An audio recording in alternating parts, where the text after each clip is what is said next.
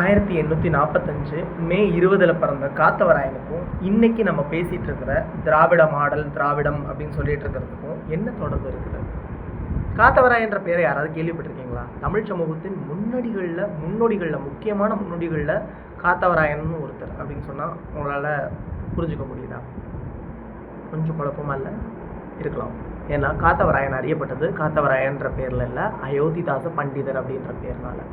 அயோத்திதாச பண்டிதர் 1845 மே 20 பிறந்த அவர் அடிப்படையில் ஒரு சித்த மருத்துவம் சார்ந்து பல்வேறு ப்ராக்டிஸ் பண்ணிட்டு இருந்தார். அது மட்டும் இல்லாமல் ஒரு சோஷியல் ரிஃபார்மர், சமூகத்தை அவதானித்து எழுத்து பணியிலும் ஈடுபட்டு அரசியல் களத்திலும் ஈடுபட்ட ஒரு சமூக செயல்பாட்டாளர்.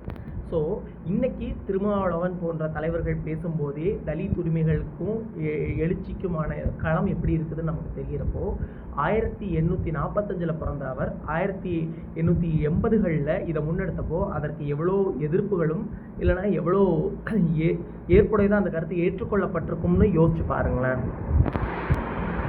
1856 கல்டுவேல் எழுதிய திராவிட மொழிகளின் ஒப்பிலக்கணம் அப்படின்றது திராவிட அப்படின்ற சொல்ல அடையாளப்படுத்தி ஒரு மொழி குடும்பத்துக்கான பெயராக கொடுத்துட்டாலுமே அதுக்கப்புறம் 1876 இவர் கிட்டத்தட்ட அத்வைதநாத சபா சங்கம் அப்படின்றத ஊட்டியில் தொடங்குறாங்க. யாரு?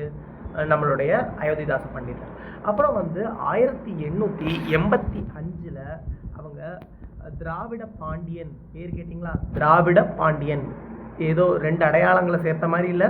ஆமாம், பாண்டியன் அப்படின்றதும் தமிழ் சமூகம் சார்ந்த அடையாளம், திராவிட அப்படின்றதையும் ஒரு அடையாளமாக எடுத்துக்கிட்டு வெளிவர தொடங்கியது இந்த இதழ்.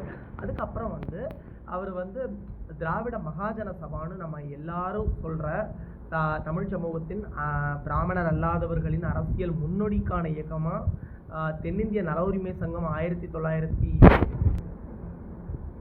1916 வர்றதுக்கு முன்னாடியே அதற்கும் முன்னோடியாக தொடங்கப்பட்டது தான் இந்த இயக்கம். இந்த இயக்கத்தோட செயல்பாடுகள் எல்லாமே மக்களை ஜாதி இந்துக்கள் அப்படின்ற அந்த அடையாளத்தில் இருந்து வெளிப்பட்டு நாங்கள் ஜாதியற்றவர்கள், நாங்கள் பூர்வ தமிழர்கள், இல்லைன்னா நாங்கள் ஆதி தமிழர்கள் என்ற அடையாளத்துக்கு கீழே வரோம் அப்படின்றத முன்மொழிஞ்சுது.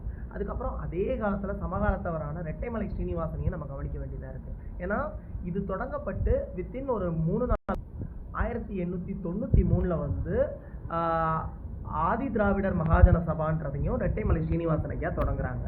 அதுக்கப்புறம் இங்கே ஒடுக்கப்பட்ட மக்களுக்காக அதாவது எஜுகேஷன்லேயும் சரி, பணி வாய்ப்புகள்லேயும் சரி, ஸ்டேட்டஸ்லேயும் சரி, அவங்க எவ்வளோ தூரத்துக்கு மதிக்கப்பட்டாங்க அப்படின்றதுக்கான அந்த சூழலில் மாற்றத்தை ஏற்படுத்தணுன்றதுக்காக தொடர்ச்சியாக எழுதியும் பேசியும் வந்த அரசியல் செயல்பாட்டாளர்கள் தான் ஐயா அயோத்திதாச பண்டிதர். ஸோ இந்த திராவிடம் அப்படின்ற வார்த்தையை பயன்படுத்த தொடங்கிய அரசியல் ஆளுமைன்னு சொல்கிறப்போ நம்ம அயோத்திதாச பண்டிதரை என்றைக்குமே மறக்கக்கூடாது. இதில் 1907 அவர் தொடங்கிய அந்த ஒரு பைசா தமிழன் அப்படின்னு தொடங்கிய இதழ் மருத்துவம் சார்ந்தும் குறிப்பாக அவர் சித்த மருத்துவர்ன்ற அடையாளம், சித்த மருத்துவம் சார்ந்தும் ஒடுக்கப்பட்ட மக்களுக்காகவும் பிராமணர் இல்லாத மக்களுக்கான உரிமைகள் குறித்தும் நிறைய பேசிய ஒரு இதழ். அது அவர் இறக்குற 1914 வரைக்குமே அது வெளிவந்துச்சு. இடையில கொஞ்ச நாள் அது வெளிவராமல் இருந்துச்சு.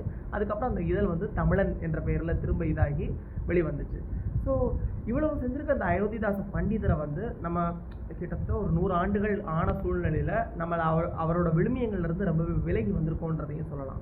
ஏன்னா தமிழ்நாட்டில் புத்திஸ்ட் ரிவைவல் அப்படின்றத அதாவது 1956 மகாராஷ்டிராவில் அம்பேத்கர் பௌத்தத்தை ஏற்றார், லட்சக்கணக்கான மக்களோட சேர்ந்து பௌத்தத்தை ஏற்றார் அப்படின்னு சொல்லப்படக்கூடிய சூழலில் அதற்கு வெகு முன்னாடியே நாம் பௌத்தத்தை ஏற்க வேண்டும் அப்படின்றத 1890களிலேயே முன்மொழிஞ்சவர் அயோத்திதாச பண்டிதர் ஐயா.